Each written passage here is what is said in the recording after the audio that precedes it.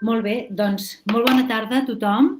Gràcies per estar aquí després de tot un dia de feina que heu tingut, no? I que ara doncs, escoltarem el Ricard Ripoll. Deixeu-me que us presenti breument qui és. Segurament que molts de vosaltres el coneixeu perquè és una persona que li agrada molt fer xerrades tant amb el marc aquest del batxillerat com, per exemple, a l'Autònoma, participar en tot el que nosaltres li demanem, no? de fer. I per tant, deixeu-me que el presenti molt breument. Ell és professor titular de la Universitat Autònoma de Barcelona, és director d'un grup de recerca que es diu Imaginari i pensament de les escriptures subversives, és doctor en filologia francesa i literatura comparada i especialista de les poètiques de la modernitat del segle XIX a l'actualitat. Ha traduït a diversos autors, ha traduït al català l'obra, per exemple, de Lautréamont i de Robert de Denós i d'autors quebequesos actuals. D'acord? Aquesta és la presentació que li fem al Ricard. Ricard, si tu vols afegir alguna cosa més, ell farà una presentació del voltant d'uns 50 minuts i després deixarem el torn per si teniu preguntes o comentaris al voltant d'aquesta lectura que ens farà la presentació. Així que quan tu vulguis, Ricard. Moltes gràcies, Anna. Intento veure... Posaré un PowerPoint i aniré comentant algunes coses et je commence en français. Bonjour à tous. Je vais essayer d'être... Je pensais que peut-être vous aviez déjà lu dans l'ensemble le livre d'Émile Ajar, de Romain Gary, La vie devant soi. Peut-être que certains ne l'ont pas lu, donc je vais peut-être adapter ou alors j'insisterai sur des choses que je n'avais peut-être pas prévues au tout début. Tout d'abord, cette année, je crois que vous avez énormément de chance de pouvoir avoir, comme dans le programme, Romain Gary. Avec Éric Emmanuel Schmitt, qui est l'autre livre qui parle aussi d'une relation entre un enfant et un adulte, une personne âgée. Mais vraiment, le livre La vie devant soi est un des très grands romans du XXe siècle. Et puis en plus, la vie de Romain Gary est vraiment une vie très intéressante et tout à fait exceptionnelle. J'en parlerai un petit peu. Ce n'est pas non plus mon but de trop parler de la vie de Romain Gary, mais de toute façon, il y a des éléments qui sont importants sur lesquels je vais donc insister. Voilà, mon plan est le suivant. Je parlerai du nom parce que c'est très important dans le cas d'Émile Ajar. Romain Gary, Émile Ajar, deux œuvres qui sont complètement différentes l'une de l'autre. Et pourtant, il y a des passerelles, il y a des choses qui se répètent. Et donc, on verra que les deux noms sont aussi deux façons de comprendre la littérature, ce sont deux styles différents. Ensuite, je parlerai de deux livres, essentiellement, qui est La promesse de l'aube, qui est signé Romain Gary, et bien sûr La vie devant soi, signé Émile Ajar. Je pense qu'il est très intéressant de pouvoir lire les deux livres ensemble. Si vous avez la possibilité de le faire ensemble, je veux dire, de pouvoir en lire un puis l'autre, mais de pouvoir les comparer parce qu'ils parlent pratiquement de la même chose, mais de point de vue complètement différent.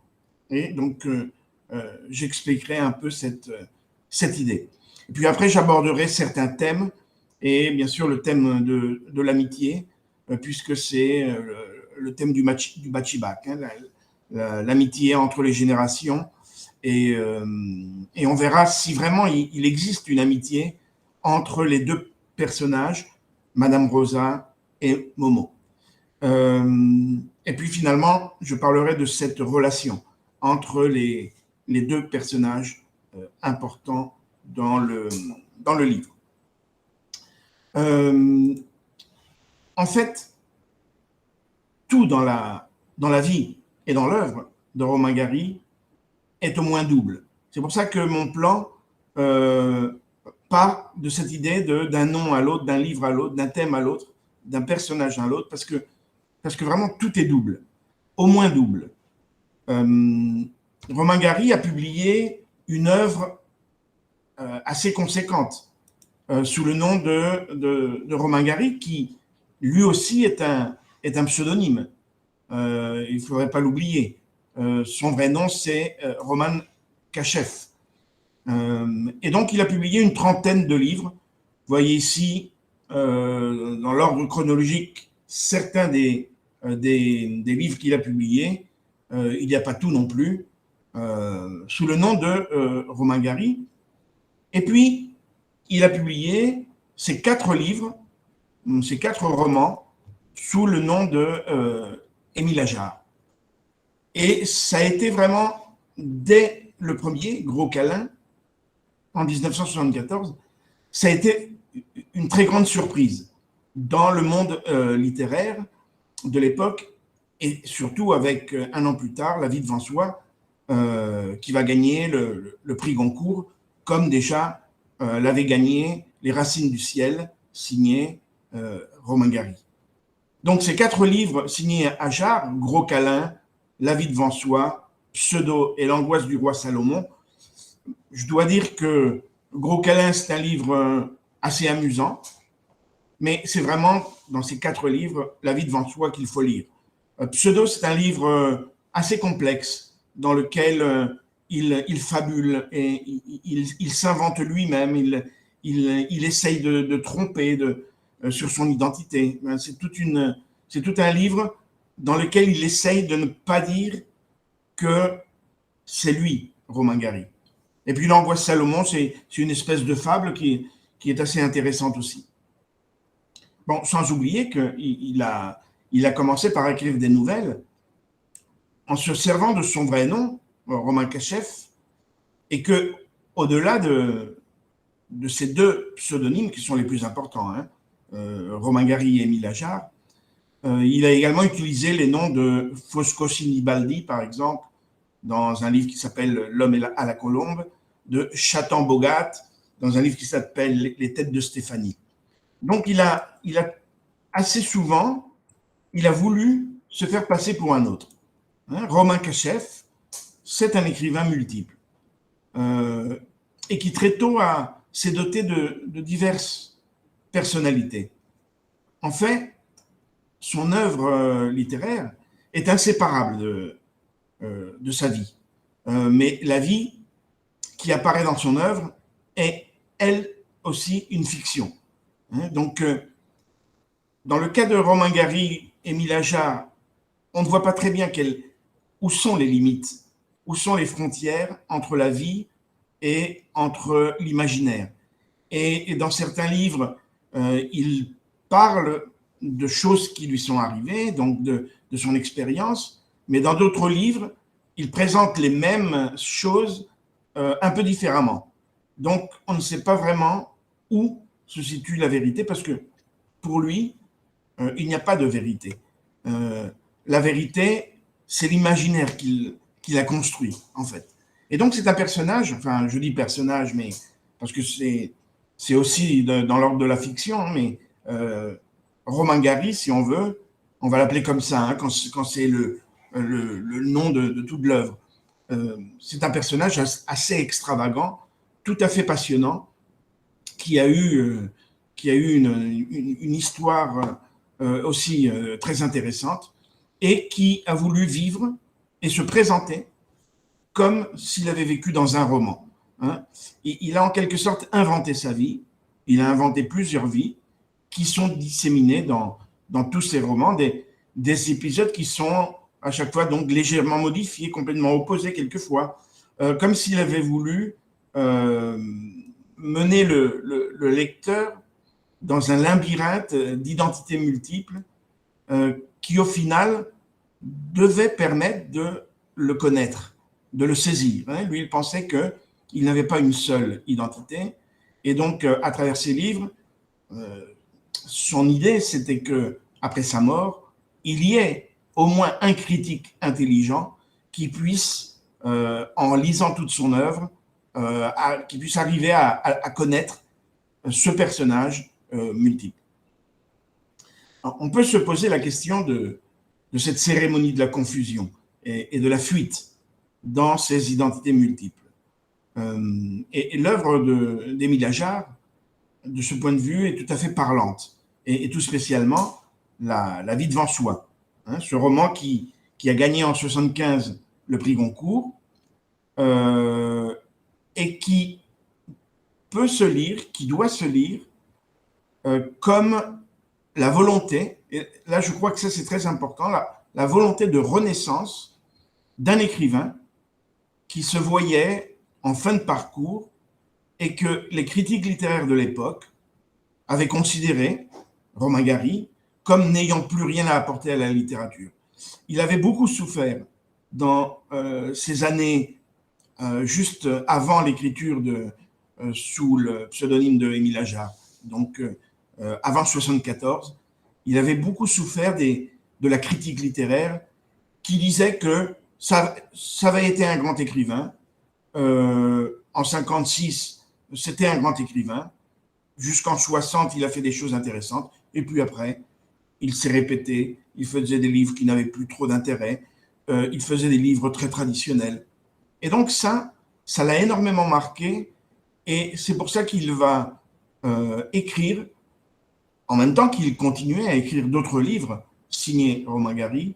Il va commencer à écrire des livres complètement différents pour, d'une certaine façon, dire aux critiques, voilà, vous n'y comprenez rien. Vous ne comprenez rien à la littérature. Je suis capable, moi aussi, de faire des choses modernes, mais on ne va savoir la vérité qu'après sa mort. Alors, Gary, déjà, le nom de Romain Gary, hein, Gary, en russe, signifie brûle. C'est l'impératif du verbe brûler. Et Ajar signifie braise. Donc, il a joué sur cette relation. Hein. Romain Gary, en vieillissant, va devenir Émile Ajar, et il présente dans La vie devant soi, je dirais, une histoire allégorique entre un jeune enfant et une vieille femme, qui est aussi l'histoire de sa propre vie littéraire au moment où il gagne le second Goncourt.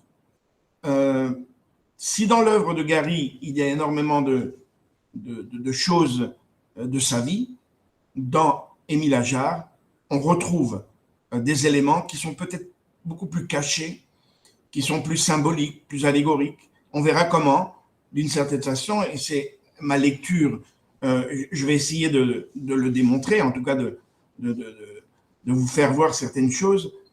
Pour moi, Madame Rosa, c'est Romain Gary.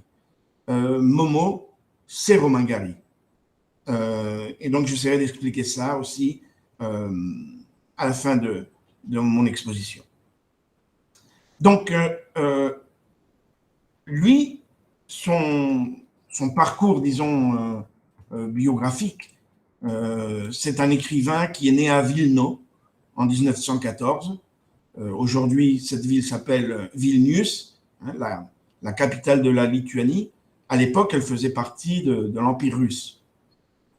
Mais là encore, pardon, Romain Gary dira qu'il est né à Moscou. Donc déjà, quand on lui demande son lieu de naissance, il trompe tout le monde. Il ment. On verra que le mensonge pour Romain Gary, c'est la fiction. Et donc, lui, il est toujours dans la fiction. Il dit qu'il est né à Moscou, il va s'inventer une généalogie complètement fantasque, et si on lit quand on lit La promesse de l'aube, il raconte, certains critiques ont vu ce livre, La promesse de l'aube, comme une espèce d'autobiographie. C'est vrai qu'il parle beaucoup de la relation avec sa mère.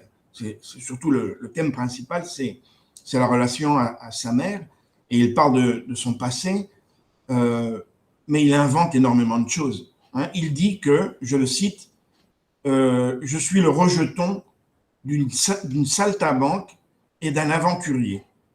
Donc, il voulait se présenter comme l'enfant de parents qui étaient extraordinaires.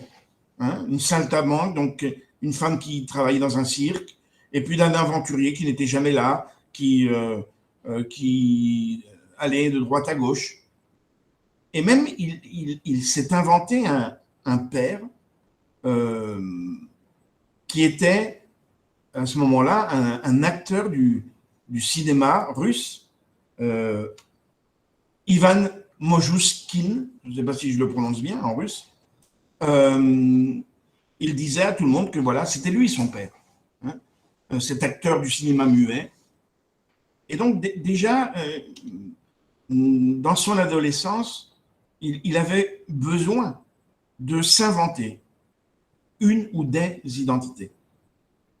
Il disait que c'était son père biologique et que le père qui était le père officiel, donc, n'était pas son vrai père. Son père, disons, officiel, pour lui, c'était un fourreur juif et il avait abandonné sa femme et son fils. Et il va beaucoup en souffrir quand il était petit. Alors, ici, vous avez sa mère, le portrait de Mina Ovchinska, qui devient, dans La promesse de l'aube, il la présente comme une femme célibataire, une mère courage, qui va élever toute seule son fils et qui va lui donner le goût de l'art, le goût de la culture, le goût de la littérature, le goût du français. Et il la présente comme une actrice de théâtre. Bon. Après la séparation, la mère et le fils, et donc lui, doivent quitter Vilnius et ils vont s'installer à Varsovie, où Mina a de la famille. Et c'est là que Roman, puisque son nom de naissance est Roman Kachev, va commencer à apprendre le français en prenant des cours particuliers. Et puis en 1928, ils vont partir pour la France, en fait pour réaliser le rêve de la mère. Le grand rêve de la mère, c'était que son fils devienne diplomate. Hein, en lisant La promesse de l'aube, qui était vraiment un livre très intéressant, et je vous recommande de le lire, même avant de lire, ou après si vous êtes déjà en train de lire La vie devant soi, mais on voit vraiment cette relation très particulière entre Romain Gary et sa mère. Donc si Romain Gary répand dans la plupart de ses livres des fragments de sa vie familiale, sous des angles multiples, quelquefois inventés, quelquefois fantasmés, c'est que cette structure familiale est la source d'un traumatisme fondamental. Paul Pavlovitch, qui était le neveu de Romain Gary, c'est celui qui va faire croire à un moment que c'est lui, Émile Ajar, c'est celui qui va se présenter devant la presse comme Émile Ajar, parce que Romain Gary va lui demander, hein, il va lui dire certains journalistes commencent à avoir des doutes, etc. Il faut qu'ils aient un visage sur Émile Ajar. Et Paul Pavlovitch va se prêter à ce jeu. Il va même aller très loin. Hein. À la fin de sa vie, il va considérer que c'était lui l'auteur des livres signés Ajar. Il va voler certains manuscrits sur les tables de Romain Gary pour démontrer que c'était lui qui avait écrit les livres. Bon, ça va devenir vraiment une affaire assez incroyable. Et donc, ce neveu va assumer le rôle d'Émile Ajar pour la presse, et il a écrit un livre qui s'appelle L'homme que l'on croyait. Alors, je vais vous mettre ici, Paul Pavlovitch, L'homme que l'on croyait, en 1981. Et il dit dans ce livre, un passage qui est assez important, je pense, il dit « Avec un père qui ne vous reconnaît pas, une mère qui cherche dans vos yeux la ressemblance avec un autre, avec une fuite à travers l'Europe, entre deux guerres et une révolution, avec le talent du secret et du désir, on peut devenir Romain Gary. Et donc, il montre comment Romain Gary, et on peut penser aussi que là, sans le dire, il pense à Émile Ajar, comment Émile Ajar a pu naître de ce traumatisme de la famille et de la déstructuration, si on peut dire, de la famille, qui est un peu aussi le thème de la vie devant soi. L'œuvre de Romain Gary, de Ajar, est traversée par ce traumatisme et par le caractère possessif de la mère, que Romain Gary interprète comme un amour infini. Lui, à chaque fois, il parle de sa mère comme vraiment une déesse. Il idolâtrait sa mère, mais qui le met souvent dans des situations très embarrassantes. La mère est constamment derrière lui, le couve, lui écrit des lettres. Et même après la mort de sa mère, de Mina, il va encore continuer à recevoir des lettres qui avaient été postées et qui n'étaient pas encore arrivées.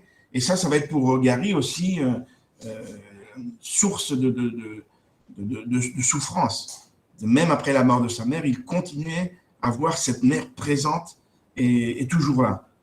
Et donc, il y avait ce double... bien sûr, il adorait sa mère, mais en même temps, il voyait bien que cette mère était toujours derrière lui, ne le laissait pas vraiment vivre. Elle téléphonait à ses amis, elle téléphonait à son travail pour voir s'il était là. Bon, c'était vraiment un cas exceptionnel. Alors, dans la promesse de l'aube, Romain Gary, quand il parle de l'amour de sa mère, il dit « Il n'est pas bon d'être tellement aimé, si jeune, si tôt. Ça vous donne de mauvaises habitudes. On croit que c'est arrivé, on croit que ça existe ailleurs, que ça peut se retrouver. On compte là-dessus. On regarde, on espère, on attend. Avec l'amour maternel, la vie nous fait à l'aube une promesse qu'elle ne tient jamais. On est obligé ensuite de manger froid jusqu'à la fin de ses jours. Après cela, chaque fois qu'une femme vous prend dans ses bras et vous serre sur son cœur, ce ne sont plus que des condoléances. » C'est quand même une phrase, un texte assez dur, comme quoi l'amour est impossible après l'amour de la mère, puisque c'est dans cet amour que tout a été donné. Et il ne peut plus donner d'amour à qui que ce soit. Vous savez, en passant, Romain Gary était marié avec Jeanne Seberg, qui était l'actrice qui avait joué dans le premier film de Godard, de Jean-Luc Godard, À bout de souffle. C'était elle qui était la journaliste dans le film. Et Jeanne Seberg finira par se suicider dans sa voiture. Romain Gary, quelques années plus tard, va faire la même chose, va se suicider en laissant un petit mot en disant « ça n'a rien à voir avec Jeanne ou Jeanne ». Mais on s'est toujours posé la question, il y a toujours eu un doute si les deux suicides avaient une relation. En tout cas, le suicide de Romain Gary, dans des conditions semblables, était peut-être une réponse à cet amour impossible qu'il voyait, qu'il disait déjà dans ce texte, La promesse de l'aube. Donc, l'amour de la mère, comme nous le verrons, est un thème essentiel dans les livres de Gary et de Ajar. Il faut remarquer, et ça aussi c'est très important, la vie devant soi se termine, les derniers mots de la vie devant soi, c'est « il faut aimer ». Il faut aimer. Bien, nous reviendrons là-dessus. Et de cet amour, Gary en a énormément souffert. C'est Ajar qui va le mieux penser cette espèce de contradiction. Deux romans, l'un signé Gary et l'autre Ajar, sont publiés la même année, en 1975. Le premier, celui de Gary, donc il écrivait en parallèle, c'est un titre qui donne déjà le ton. Le titre, c'est « Au-delà de cette limite, votre ticket n'est plus valable ». Et « La vie devant soi ». Les deux livres sont écrits en même temps. Celui qui est signé Romain Gary parle de la vieillesse, de l'impuissance. Et c'est celle face à laquelle se trouve à ce moment-là Romain Gary à la fin des années 70, où une partie de la critique française ne tient plus compte de lui. On le considère un auteur gaulliste. Il a été très proche de Gaulle, du général de Gaulle, mais on le traite de gaulliste en disant que c'est un écrivain de droite, conservateur, etc. Alors que lui, c'est toujours considéré comme quelqu'un de peut-être pas de progressiste, mais en tout cas de quelqu'un qui a toujours défendu, et ça, on le voit dans ses livres, il a toujours défendu les pauvres, la classe sociale, les défavorisés, etc. Et on le voit encore plus dans La vie devant soi. Et puis, La vie devant soi, c'est le discours d'un enfant qui se voit devenir responsable d'une vieille dame. C'est lorsque Romain Gary commence à se sentir mal aimé, en tant qu'écrivain surtout, qu'il va inventer Ajar, qu'il veut renaître de ses cendres et qu'il évoque le respect pour les personnes âgées. Dans ce texte, qui est un tout petit texte, qui souvent est mis comme préface aux œuvres d'Émile Ajar, qui s'appelle « Vie et mort d'Émile Ajar », il écrit ceci: « J'étais là de l'image Romain Gary qu'on m'avait collée sur le dos une fois pour toutes depuis 30 ans. » Et surtout cette phrase que je trouve très belle et très complexe en même temps. « Je me suis toujours été un autre ». Une phrase, bien sûr, non grammaticale, une phrase qui n'est pas française, mais justement, c'est cette idée qu'il s'est toujours considéré quelqu'un d'autre. Il n'a jamais été dans une seule, il ne s'est jamais reconnu dans une seule identité. Il devient ainsi, selon les propos de son neveu, de Paul Pavlovitch, son propre fils naturel et le père de ses œuvres. C'est une façon de dépasser le problème des origines et le conflit familial. Alors, ces deux livres qu'il faudrait voir ensemble, qu'il faudrait analyser ensemble, qu'il convient de lire ensemble, La promesse de l'aube et La vie devant soi. Alors, vous voyez que la couverture de La vie devant soi, ça c'était dans une des premières éditions. On ne voit pas ce qu'on voit dans les autres éditions, soit l'appartement, soit le personnage, etc. En fait, La vie devant soi devait s'appeler d'une autre façon. On en parlera. Et donc, cette couverture montre ces personnages en pierre, un peu statiques, qui est aussi un des thèmes du roman. Bon, le roman devait s'appeler, lui, son idée, c'était de lui donner le titre de La tendresse des pierres. La tendresse des pierres. Donc, Romain Gary se raconte dans La promesse de l'aube en créant un personnage qui est un peu lui, mais qui est très fantasmé, si on veut, et en insistant sur la relation avec sa mère. Et Émile Ajar raconte dans la bouche d'un enfant abandonné la relation de cet enfant avec cette vieille femme qu'il a adoptée, qui est sa mère symbolique. Donc, de La promesse de l'aube à La vie devant soi, se joue un théâtre d'ombre chinoise où rien n'est tout à fait la simple réalité. On peut lire La promesse de l'aube comme une autobiographie en sachant que la vie de Romain Gary est une fiction, qu'il a pris le soin de créer lui-même, et donc qui ne répond pas aux critères habituels de l'autobiographie. Mais le lecteur qui connaît Gary sait que le pacte qu'il passe avec le romancier est, dans ce cas-là, un pacte complexe où la réalité se dessine comme un fond hybride, où les mensonges, quelquefois, en disent plus long que la vérité. Le lecteur est face à ce que un autre auteur aussi qui aimait beaucoup mentir et qui a reconstruit sa vie, Louis Aragon. Louis Aragon appelait cela le mentir vrai. Hein? Ça, c'est une expression tout à fait très bien trouvée de Louis Aragon quand il dit que toute sa littérature, c'est du mentir vrai. Et cette opposition entre mentir et vérité, elle est dans toute l'œuvre de Romain Gary et d'Émile Ajar. Et elle lui sert, comme elle servait à Louis Aragon, à évacuer les conflits familiaux.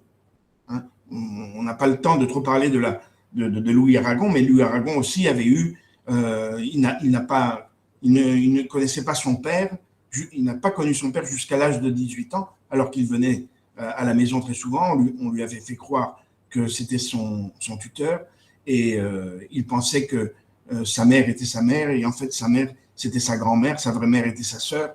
Donc aussi une histoire assez rocambolesque, et il va apprendre à 18 ans tout ce secret familial quand il va aller à la guerre. Son père va lui dire, il faut que je te dise la vérité, puisque tu vas aller à la guerre, tu vas mourir, avant je veux que tu saches que je suis ton père. Et là il lui raconte toute l'histoire. Et c'est là que Aragon commence à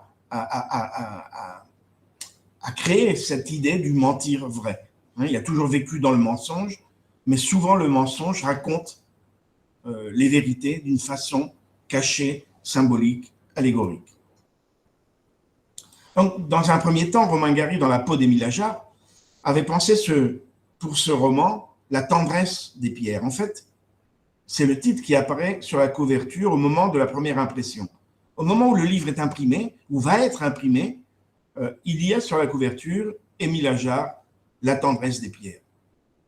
Et puis, il y a, au moment de cette mise en impression, il y a la compagne à ce moment-là de Paul Pavlovitch qui regarde et qui tout d'un coup se rend compte que le titre, La tendresse des pierres, renvoie à une expression qui est souvent utilisée par Gary dans ses livres.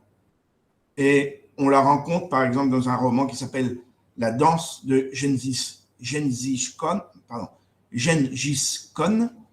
On la rencontre dans un autre livre qui s'appelle Europa, et on la rencontre surtout, enfin le titre, on le rencontre dans Adieu Gary Cooper.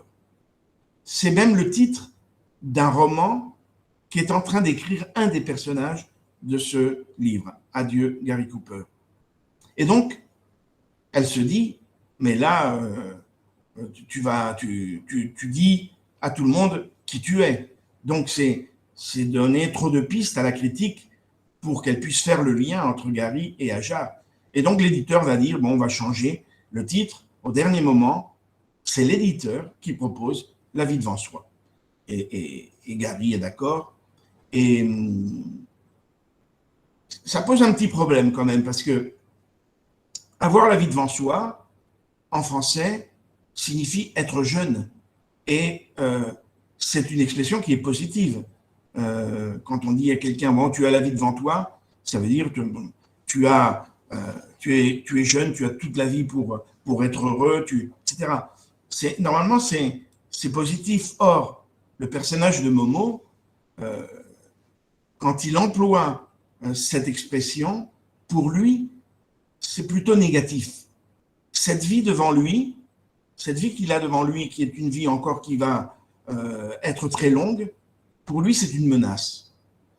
À un moment, il le dit, le personnage de La vie devant soi, il dit, bon, je savais que j'avais toute la vie devant moi, mais je n'allais pas me rendre malade pour ça.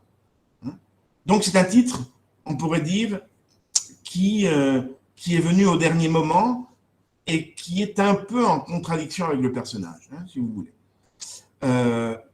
Et le titre original, La tendresse des pierres, montre la contradiction qu'il existe entre les personnages, la double caractéristique des personnages qui dans le livre est mise en scène par Momo et Madame Rosa. En fait, on pourrait dire, et j'essaierai de montrer ça, c'est presque un seul personnage, hein.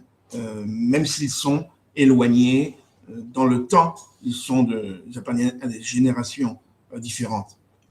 La relation qui apparaît dans La promesse de l'aube, qui est le roman de l'amour maternel, de la mère pour le fils et du fils pour la mère, d'une certaine manière, elle est reprise dans La vie devant soi, qui est un roman de l'amour filial, du fils, dans ce cas-là, du fils adoptif pour la mère symbolique. Ajar reprend un même thème sous un angle opposé.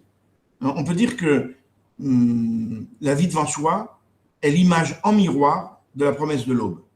C'est comme si les deux romans se regardaient l'un dans l'autre et parlent du même thème avec des personnages complètement différents.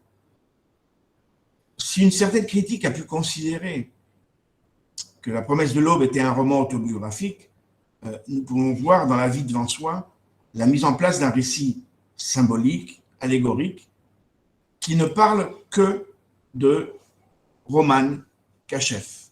Momo, comme je le disais, c'est lui. Madame Rosa, c'est lui. Mais en fait, il est partout. Hein, il est partout dans tous ses livres, dans tous les personnages qu'il a créés, soit sous le nom de Romain Gary, soit sous celui d'Émile Ajar. C'est toujours lui. La vie devant soi, c'est le roman de la consécration d'un enfant abandonné qui est voué par ses origines, par son milieu social, à la marginalisation, mais qui va parvenir par la culture à éviter l'exclusion. Cet enfant qui s'appelle Momo, le narrateur, parvient à se libérer, à retrouver une famille après la mort de Madame Rosa. Et c'est plus ou moins le parcours de Romain Gary qui est dévoilé dans La promesse de l'aube. Les deux livres sont un hommage à la mère qui a poussé Momo et Roman à se dépasser, à aller plus loin. La mère de Romain Gary dit dans La promesse de l'aube, « Tu seras un héros, tu seras général ou ambassadeur de France. » Romain Gary, pour ne pas la décevoir, il va essayer de tout faire. Il va être ambassadeur, mais surtout il va devenir un grand écrivain. Il va être en fait consul général de France. Et nous pouvons entrevoir comment Momo, à la fin du roman, devient écrivain, puisque le livre, La vie devant soi, c'est une espèce de roman de formation. Momo, qui a 14 ans, vraiment, même si il est trompé sur son âge, subit une formation dans un environnement qui représente le monde. Le quartier de Belleville, c'est en quelque sorte un macrocosme qui est à la mesure de ce personnage. Tout tourne autour de Momo et de Madame Rosa, comme tout tournait autour de Romain Gary et de sa mère dans La promesse de l'aube. Mais ça tourne dans le sens inverse. Et là, on a, si vous avez lu La vie devant soi, il y a un moment, un épisode qui est vraiment central et qui est une métaphore très riche, qui est celle du cinéma, de la salle de doublage, où Momo voit comment il est possible de ralentir le temps, d'aller en arrière. Et ça, c'est un des thèmes qui traverse aussi l'œuvre de Romain Gary. Momo dira à ce propos, on peut tout mettre en marche arrière et retourner chez sa mère à l'intérieur. Comme si, là c'est Ajar, bien sûr, c'est signé Ajar, mais c'est Romain Gary qui parle. C'est cet écrivain qui voudrait revenir dans le ventre de sa mère, qui voudrait pouvoir, dans un moment où il est assez déprimé, avant de recevoir le second prix Goncourt, il ne sait pas si ce livre va fonctionner ou pas. Il voudrait revenir à une certaine innocence antérieure. C'est la recherche du paradis perdu, hein, le refuge dans le ventre maternel, le retour vers un néant primitif que Romain Gary va réaliser en se suicidant d'une certaine façon. C'est l'image d'une certaine destruction, hein, de soi, qui est aussi à lire à la fin du roman de La vie devant soi. On voit comment La vie devant soi commence avec l'escalier qui monte et se termine avec l'escalier qui descend. Les personnages, Madame Rosa va mourir dans la cave et donc elle va aller dans ce qu'elle appelle son trou juif. Et donc ça évoque cette biographie de l'écrivain aussi, cette montée. Il a été un écrivain célèbre, il a gagné en 1956 le prix Goncourt, tout le monde parlait de lui en bien, et puis petit à petit, il va descendre, on va le critiquer, il va se sentir mal aimé, il va être déprimé, et il va renaître sous l'aspect d'Émile Ajar. Pardon.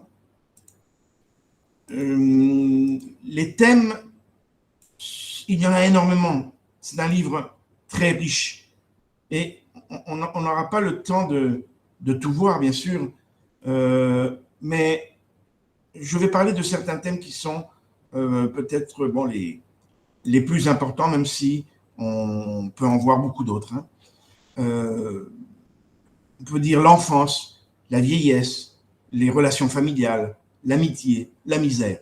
On a là les thèmes importants, même s'il y a aussi la Shoah, s'il y a les camps de concentration, s'il y a beaucoup d'autres thèmes qui sont là et qui sont importants aussi. Du point de vue de la misère, La vie devant soi veut être une espèce de reprise adaptée au XXe siècle des Misérables de Victor Hugo. Victor Hugo est énormément cité dans le livre. Monsieur Hamill confond quelquefois le Coran et Victor Hugo. Il y a du comique là derrière, mais Victor Hugo, c'était un nom important pour Romain Gary, et pour satisfaire sa mère, il disait tout le temps qu'il serait Victor Hugo. Hein, de la même façon que Victor Hugo disait quand il était jeune, je veux être Chateaubriand ou rien, Gary va imiter cette devise, cette maxime, et il va dire je serai Victor Hugo ou rien. Et quand il prend le pseudonyme d'Ajar, c'est dans l'idée d'écrire une espèce d'œuvre à la Victor Hugo qui parlerait des marginaux du XXe siècle, comme Victor Hugo l'avait fait des marginaux du XIXe siècle. Le personnage de Momo, en plus, évoque Gavroche, hein, ce personnage des Misérables de Victor Hugo. C'est un garçon de la rue qui vit dans la misère, et il ressemble aussi à Cosette. Tous les deux sont des enfants abandonnés, chez des étrangers. Madame Rosa, on peut d'une certaine façon la comparer au Thénardier. Hein, mais bon, le rôle protecteur est plutôt du côté de Jean Valjean. Hein, ce rôle protecteur de Madame Rosa, ce serait Jean Valjean, qui ont en commun un passé difficile, qui ont été exclus de la société, l'une comme ancienne prostituée, l'autre comme ancien bagnard. Donc il y a énormément de rapprochements. Par exemple, ici, un passage de Gavroche, hein, ce petit être est joyeux, et il a de 7 à 13 ans, bat le pavé, loge en plein air, porte un vieux pantalon, et la dernière phrase, c'est qu'il a dans l'âme une perle, l'innocence, et les perles ne se dissolvent pas dans la boue. Tant que l'homme est enfant, Dieu veut qu'il soit innocent. C'est un peu ce que pense Romain Gary, hein, retrouver cette innocence dans l'écriture d'Émile Ajar. Et le système des personnages est très complexe. Si on regarde les rapports avec les Misérables, Madame Lola et Jean Valjean ont tous deux un passé tragique. Madame Rosa et Fantine sont des mères protectrices, des anciennes prostituées. et elles meurent toutes les deux à la fin des deux romans. Il est évident que Romain Gary a voulu, en parlant de la misère humaine, reprendre le schéma des misérables, mais en parlant de la pauvreté liée à son temps, liée à l'immigration. Voilà la grande différence. C'est l'immigration en parlant des conditions des gens exclus par la société.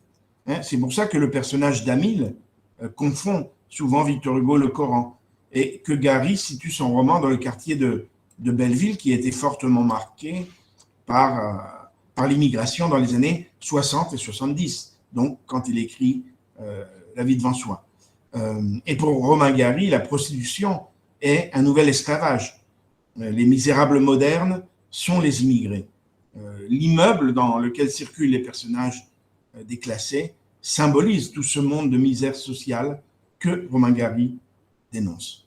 Ensuite, bien sûr, l'enfance et la vieillesse.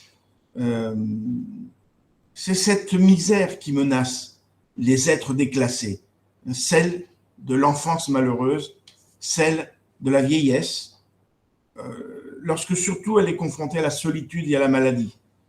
Les enfants dans La vie devant soi sont représentés à partir d'une identité qui est religieuse. Ajar introduit les trois religions monothéistes. Momo est musulman, Moïse est juif, et Antoine, bon, que l'on voit très peu, qui fait une apparition, mais est catholique. Donc on a les trois religions. Et Antoine est décrit comme un vrai français, le seul d'origine, le français de souche, on dira. Et Momo dit, un vrai français, le seul d'origine, et on le regardait tous attentivement pour voir comment c'est fait, pour voir comment c'est fait un français. Donc, c'est vraiment le roman de l'immigration. L'immeuble où vit Madame Rosa, c'est un univers cosmopolite, où se croisent les religions en toute normalité. Ce n'est que lorsque Momo sort de cet univers, qui est un espèce de cocon familial, qu'il est confronté au regard blessant des autres. C'est face aux enfants de Nadine, qui sont des Français de souche, que Momo éprouve la différence. C'est là que le mot arabe va marquer une fracture, malgré la bonne volonté de ceux qui, à ce moment-là, emploient le mot. Mais c'est un mot qui exclut, qui est employé pour mettre à l'écart avec tous les dérivés injurieux. Voilà, quand on parlait des Arabes, aujourd'hui encore, on les traite de bicots, de bougnoules, de ratons, de Fatma pour les femmes. Et donc, ce qu'Émile Ajar veut montrer dans ce livre, c'est l'humanité qui transcende les religions. C'est pourquoi il part de l'enfance pour dénoncer le racisme. Madame Rosa est juive, mais elle a vécu au Maroc, elle a vécu en Algérie et elle parle arabe. Elle devient le pont entre les deux enfants, entre Moïse et Momo. Et même quand elle insulte Moïse, elle le traite de bico, qui est le mot qui dénigre les Arabes. Donc Ajar s'amuse à interchanger les enfants, les religions. Et puis c'est l'épisode du père, de Momo, qui l'ont fait croire que son fils est Moïse, un juif, et qui va lui provoquer une crise cardiaque. Bon, c'est amusant, mais en même temps, il y a derrière ça cette idée que finalement, quand on est enfant, la religion, ça n'a pas d'importance, c'est interchangeable. C'est la misère qui crée les différences, mais en même temps les solidarités aussi. Et c'est une façon aussi de parler du conflit qui à l'époque était très... on en parlait beaucoup entre les Arabes et les Juifs, qui était un thème d'actualité. Par rapport aux Français de souche et aux enfants de Nadine, le racisme est lié à la pauvreté. La différence est évidente par rapport aux vêtements que portent les enfants. C'est une marque sociale. C'est donc la misère qui unit les enfants entre eux et qui va les unir à Madame Rosa. Il y a un net contraste entre les jeunes et Madame Rosa. Et ce qui est mis en valeur, c'est le débat d'une fin de vie où la personne ne peut pas décider de son sort. C'était là une des préoccupations majeures de Romain Gary et des romans d'Émile Ajar.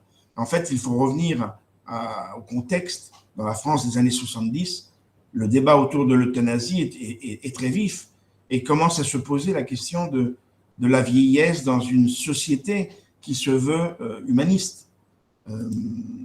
Simone de Beauvoir avait publié un livre en 1970 qui s'appelait La vieillesse, un livre très intéressant dans lequel elle pose la question: les vieillards sont-ils des hommes?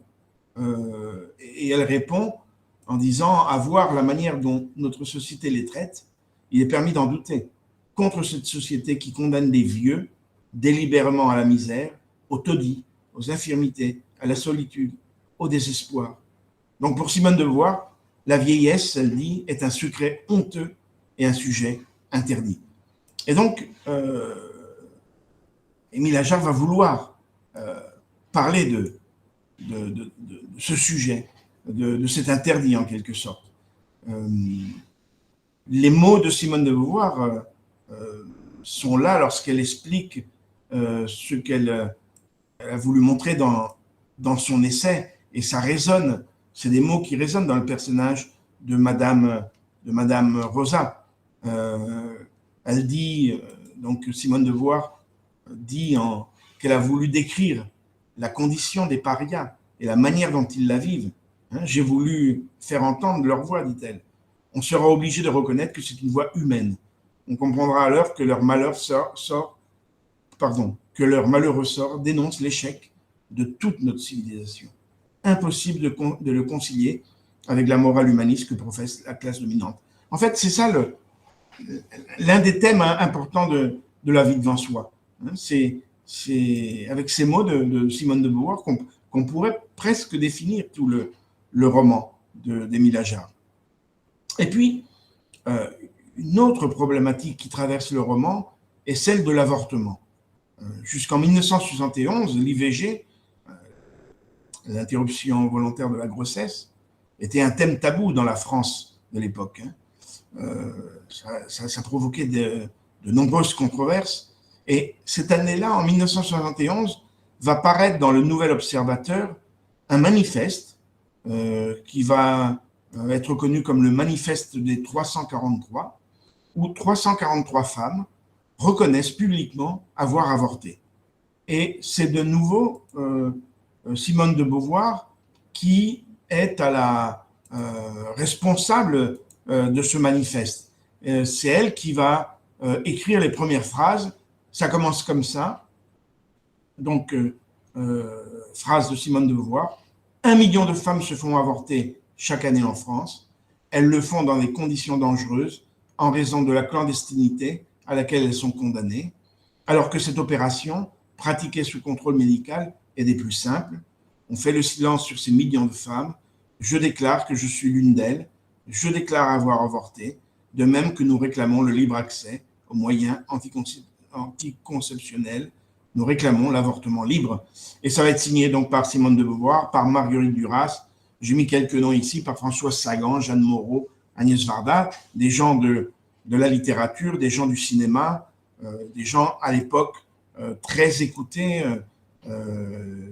Et donc 343 femmes vont signer.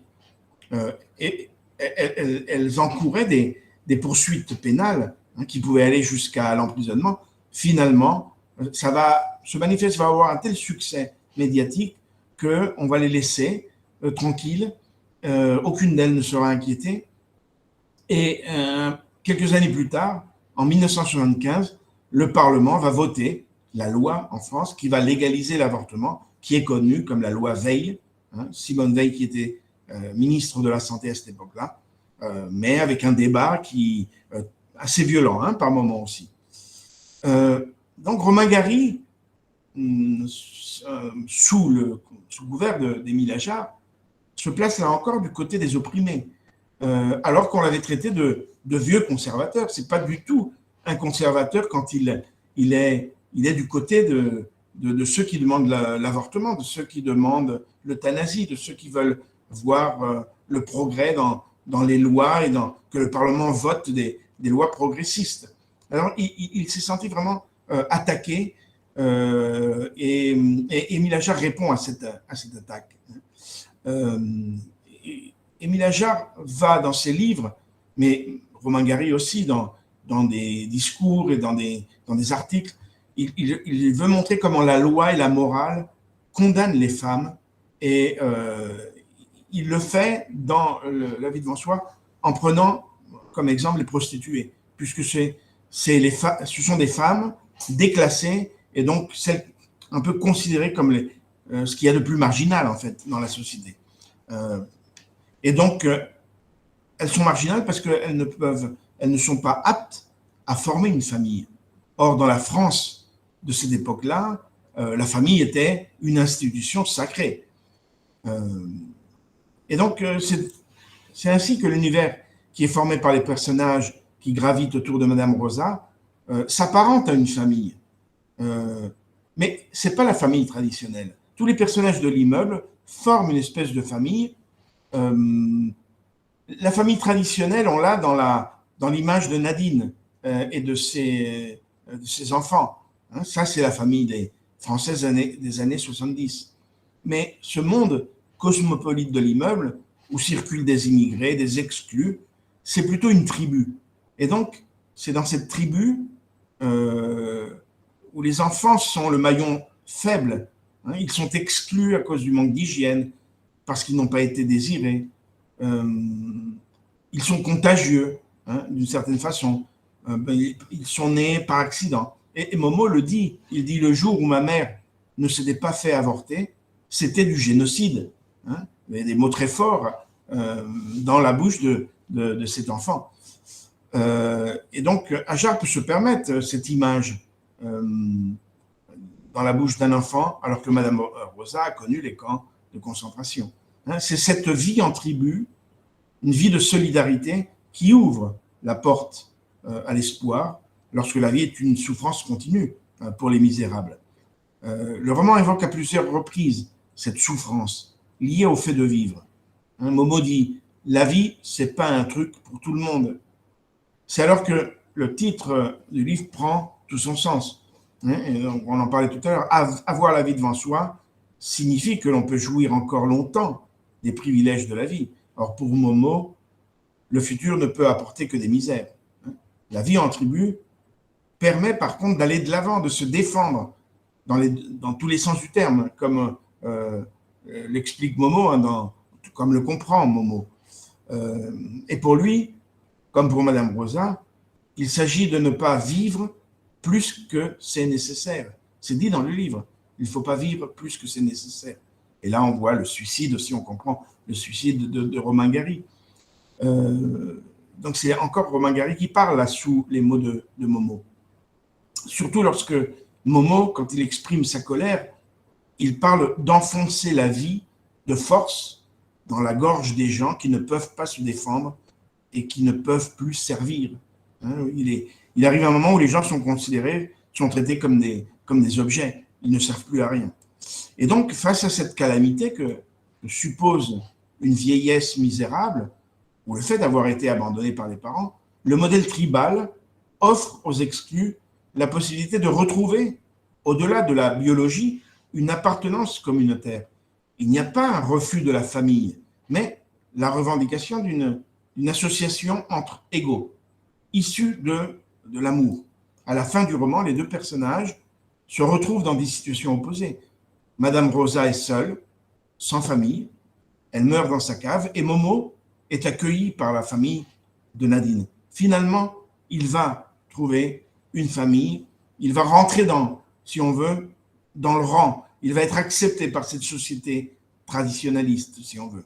Hein, mais la base de cette appartenance tribale, c'est sans doute l'amitié, hein, la solidarité et l'amitié. Et c'est elle qui unit les différents personnages et qui se déploie dans tout le livre de différentes façons. Alors, Momo apparaît comme un enfant brutalisé par la vie. Hein. Le docteur Katz le décrit comme quelqu'un de très sensible qui a besoin d'affection. Momo, en effet, désire être aimé, mais veut également aimer.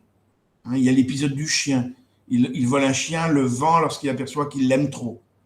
Acte digne d'être analysé d'un point de vue psychanalytique, hein, puisqu'il fait écho à l'abandon de sa mère. Et Momo explique le geste en disant que la vie avec une vieille malade n'est pas une vie pour un chien.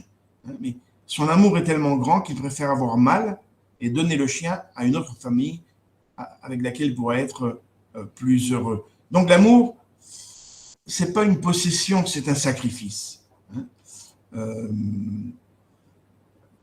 On peut voir dans les autres personnages aussi toute cette idée de sacrifice. Il y a aussi les clowns et le cirque qui apparaît dans le livre. C'est toujours des personnages dans l'œuvre de Gary. Alors là, il avait écrit Les clowns lyriques en 1979, qui représentent les marginaux, tous ceux qui font que le public puisse être heureux. Donc ceux qui cultivent l'imaginaire. Pour Romain Gary, ça c'est très important. Et donc d'une certaine façon, dans cette amitié qu'il y a dans les différents personnages, il y a cette idée de solidarité, de communauté comme un cirque aussi. Je passe certaines choses là-dessus parce que là on peut dire, on pourrait aller dans différents épisodes du livre pour voir cette idée du cirque qui est très présente. Mais surtout, il y a cette référence à Céline que je voudrais ne pas oublier. Parce que en 1932, avec Le voyage au bout de la nuit, Céline commence son livre comme ça. Ça a débuté comme ça. Moi, j'avais jamais rien dit, rien. C'est Arthur Ganade qui m'a fait parler. Arthur, un étudiant, un carabin lui aussi, un camarade. On se rencontre donc, place Clichy. C'était après le déjeuner. Il veut me parler, je l'écoute. Ça ressemble assez au style d'Ajar. Et d'ailleurs, on avait, au moment où on se posait des questions sur qui était vraiment sur Ajar, certains critiques littéraires pensaient que c'était Raymond Queneau qui était derrière ça, parce que Raymond Queneau était un écrivain qui était dans la ligne de Céline, qui écrivait un français, si on veut, populaire, avec des mots comme proxénète, au lieu de proxénète, avec, en oubliant le nœud de la négation, des pluriels extravagants, un cannibale, des cannibaux. Tout ça faisait penser qu'il y avait derrière un écrivain un peu loufoque, comme Raymond Queneau. Donc, La vie devant soi, c'est aussi avant tout un roman d'une grande inventivité et d'une grande liberté du point de vue du langage. Là aussi, Gary, Ajar, se place du côté des opprimés en se servant de la langue pour marquer le conflit de classe. Les bourgeois parlent bien, les misérables commettent des fautes de grammaire. Donc, l'éducation, c'est une marque de distinction. Ce côté du langage, ça a été ce qui a fait, bien sûr, le succès, surtout du livre. Je passe sur la scène du doublage, mais c'est intéressant de voir ça. Je vous donnerai aussi le PowerPoint, parce qu'il y a des choses sur lesquelles je ne me suis pas attardé. Mais justement, dans la scène de doublage, il parle de sa mère. Quand il remonte en arrière, ça lui rappelle sa mère. Je voudrais parler, pour terminer, de la relation entre Madame Rosa et Momo. Puisque on parle de relation d'amitié, mais c'est plutôt une relation d'amour qui existe entre les deux personnages. C'est cet amour de cet enfant pour cette mère qu'il considère comme sa mère symbolique. Et on voit dans le livre d'Ajar, dans La vie devant soi, différentes mères, différents rôles de mère. Sa vraie mère qui est morte, qui a été tuée, sa mère symbolique, Madame Rosa, et puis sa mère, celle qui va l'accueillir à la fin, Nadine. Mais les autres personnages sont aussi, d'une certaine façon, des espèces de de protecteur ou protectrice, Lola, tous les autres personnages aussi ont ce rôle de mère. Donc, véritablement, à mon sens, hein, mais là, bien sûr, l'interprétation est ouverte, mais il n'y a pas vraiment une relation d'amitié entre les deux personnages. Par contre, dans le livre de Erich Emanuel Schmidt, là, il y a une relation vraiment d'amitié entre le jeune enfant et la vieille personne. Mais ici, les liens qui sont tissés entre Momo et Madame Rosa sont bien plus complexes. La figure maternelle est assez problématique, mais comme elle l'était dans la vie de l'auteur. On peut voir La vie devant soi comme l'histoire d'une quête des origines, qui en même temps est une réflexion sur le rôle symbolique de la mère. Lola aurait pu être la mère aussi de Momo, mais Momo dit « J'ai jamais vu un Sénégalais qui aurait fait une meilleure mère de famille que Madame Lola. C'est vraiment dommage que la nature s'y est opposée. » Donc, la mère est partout, elle est omniprésente. Tout le roman est l'histoire de cette acceptation d'une autre mère pour finalement découvrir que cela est impossible. Momo finit par intégrer une famille adoptive, traditionnelle, structurée, une mère adoptive qui représente l'intégration finale de l'enfant. Et on peut découvrir à la fin du roman que la voix narrative s'adresse à la famille de Nadine. Momo raconte son aventure dès le début, c'est lui qui parle, à ceux qui finalement vont devenir ses parents d'adoption. Dans tout le livre, ce qui est mis en question, c'est la problématique des origines et la biologie. Pour Momo, comme pour Gary, une famille, c'est avant tout un espace dans lequel on se sent protégé et que l'on choisit, sans pour autant perdre la mémoire des origines. La scène du doublage, dans laquelle Momo a l'impression de remonter le temps, celle-là, celle que vous avez ici, elle est très significative. Voilà. Et puis, en conclusion, et je termine parce que je crois que j'ai déjà dépassé le temps, tout roman a toujours une part de réalité. Tous les romans ont une part de réalité. Mais les livres de Romain Gary, on pourrait dire que ce sont des espèces de palimpsestes qui superposent des vies de fiction à sa propre vie, à tel point que la biographie qui y est dévoilée doit être toujours lue à travers une mise en fiction de son parcours personnel. Romain Gary s'invente dans tous les livres et la supercherie d'Émile Ajar n'est qu'un aspect de cette tendance à la multiplication d'identités. La vie devant soi, en particulier, joue sur les rapports entre la vie et la fiction, entre la biographie de Gary, la mise en symbole de certains épisodes de cette vie, et de façon évidente quant à la question de l'amour maternel.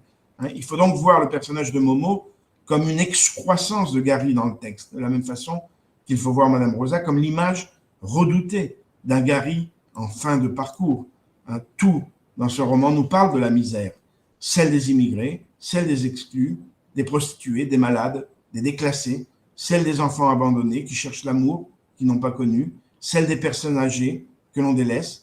C'est pourquoi nous pouvons dire que La vie devant soi, c'est la réécriture ajarienne des Misérables de Victor Hugo, presque 100 ans après, puisque Les Misérables est publié en 1862, Émile Ajar nous montre la misère de son temps. Si Gavroche pouvait chanter « Si je tombe par terre, c'est la faute à Voltaire »,« Le nez dans le ruisseau, c'est la faute à Rousseau », Romain Gary lui répond « Pour lutter contre la misère, il faut aimer ». Et c'est comme ça qu'il termine son texte.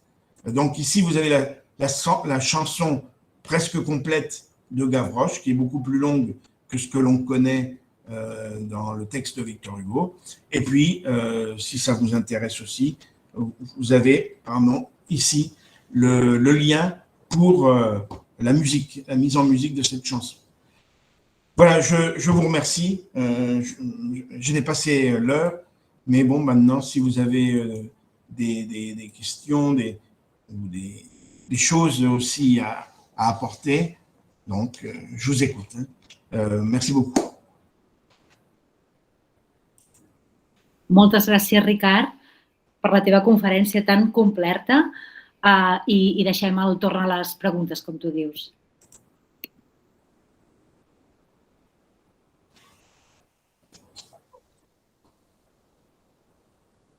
És possible que, clar, amb una ponència amb una conferència tan completa i tan vinculada, i és veritat que per ells són obres noves, és possible que les preguntes no surtin. És una obra molt densa i molt rica, perquè hi ha moltíssims altres temes que també són importants. Tota la qüestió de